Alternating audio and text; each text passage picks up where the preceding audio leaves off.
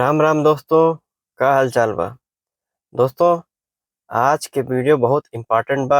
एके अंत तक देखी। एमे कोनो गाड़ियों के रिव्यू चाहे उथी नाई बा। आज के वीडियो सब गाड़ी के बा। सब ड्राइवर के देखे के चाही, सब परिवार के देखे के चाही। दोस्तों, बात ई बा कि बीते दिनों ग्रेटर नोएडा से देवरिया जात रहल एठो बारात के दूल्हे की गाड़ी यमुना एक्सप्रेस वे पे टायर फटले से सड़क हादसे के शिकार हो गई। ई हादसे में 5 लोगन के मौत हो गई और 3 गंभीर रूप से घायल हुए हैं। एक्सप्रेस वे पे वाहन के टायर फटले के कई घटना सामने आ चुकल बा, जेमे से कई लोगन के जान गंवाए के पड़ल बा। दोस्तों, देश में सड़कन के जाल तेजी से फैलत बा, साथ ही एक्सप्रेस वे की संख्या भी दिने दिन बढ़ल जात बा।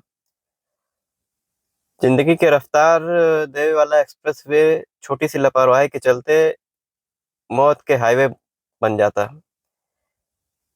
बीते दिनों जौन ग्रेटर नोएडा से देवरिया बारात जात रहल, ओकर दूल्हे के कार यमुना एक्सप्रेसवे पे टायर फटले से एक्सीडेंट हो गई।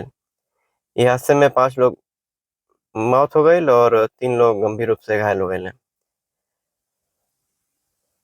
अब पूरा मामला हम बता देती कि ग्रेटर नोएडा के रहे वाले संतोष पटेल की बारात जौन बा 20 अप्रैल शनिवार के रात में नोएडा से चल और 21 अप्रैल के बारात देवरिया पहुंचे के रहल।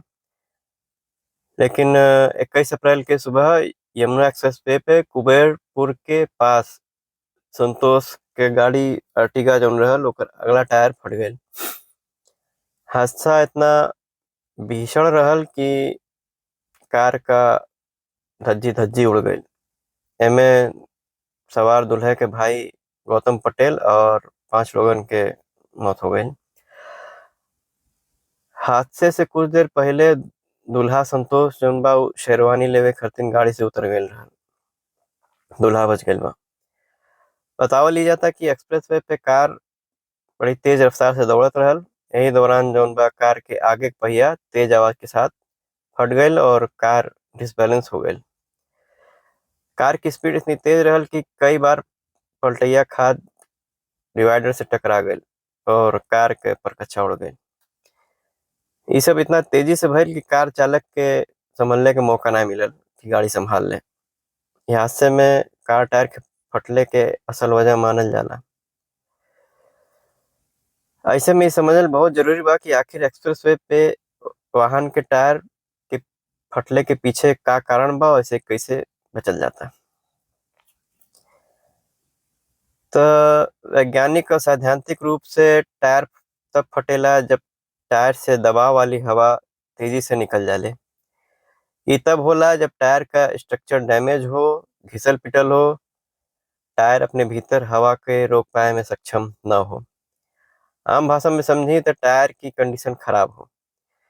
जैसे ही हवा टायर में छेद या किसी अन्य तरह के लीकेज के माध्यम से बाहर निकलने की कोशिश करे ले, इस स्ट्रक्चर के तोड़ देले और एक विस्फोट के साथ टायर फट जाला। आमतौर पर टायर निर्माता की कंपनियां जौन बा वो खास बिंदु पर जोर देलिन जिन्हें नजरअंदाज बिल्कुल नहीं करे के चाही। मशहूर टायर निर्माता अपोलो टायर के अनुसार हम कुछ पॉइंट बतावत ही ओके समझ लेल जाए।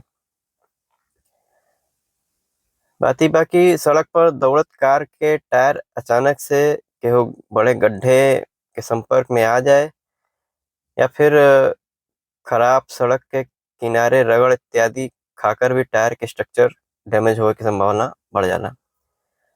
लेकिन एक्सप्रेस वे पे ये संभावना काफी कम हो जाला, काहे कि वहाँ सड़कें काफी स्मूथ रहेलिन और बेहतर रहेलिन। लेकिन एक कारण ई बा कि गर्मी के मौसम में टायर फटले की घटना ज्यादा सुनाई देला। एकर असल वजह बा कि टायर का तापमान बढ़ जाला। चलती कार के टायर सीधे संपर्क रहला सड़क से और घर्षण के कारण टायर का तापमान काफी बढ़ जाला। कई बार टायर के जलने की दुर्गंध भी आए लगेला।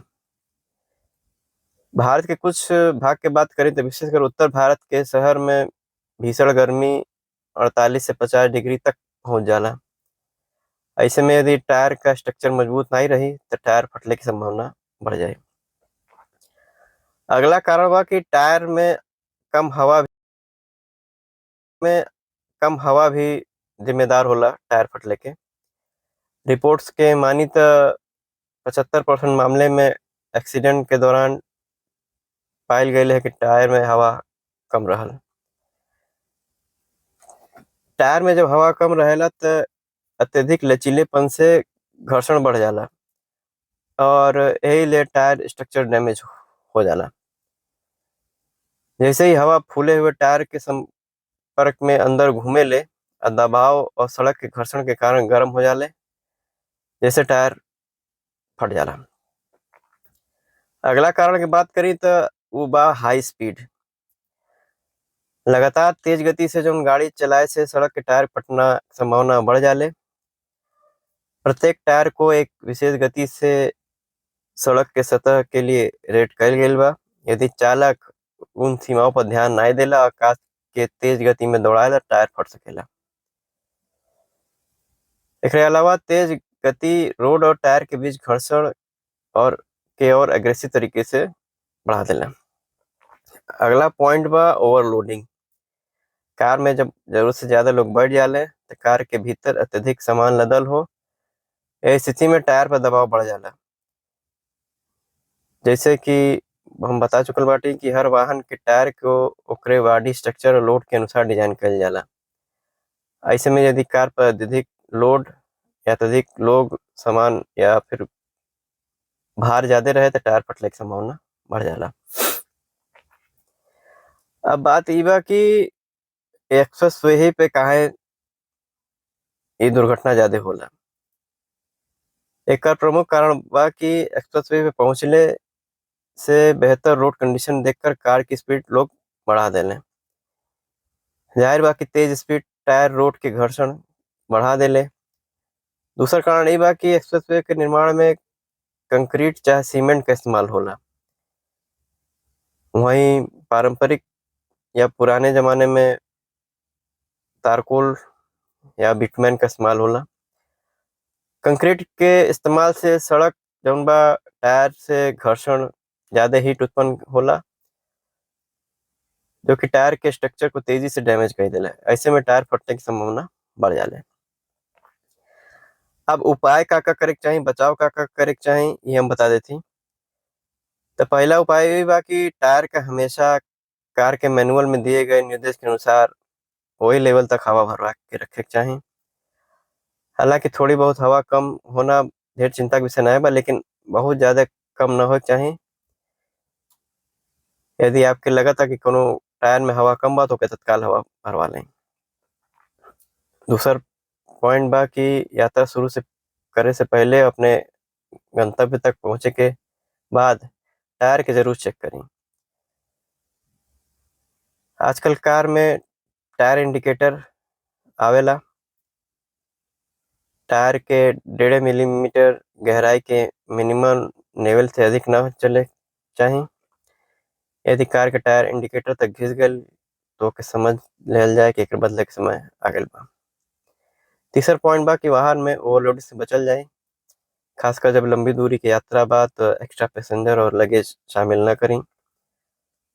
ज्यादातर देखल गइल बा कि लोग लॉन्ग ट्रिप पर ज्यादा लोग और ज्यादा सामान भर के चले ले, ऐसे में टायर पर दबाव पड़ेला।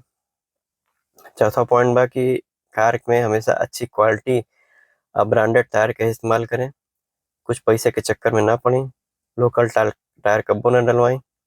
कोशिश करें कि कंपनी के टायर रहे और ओरिजिनल टायर रहे।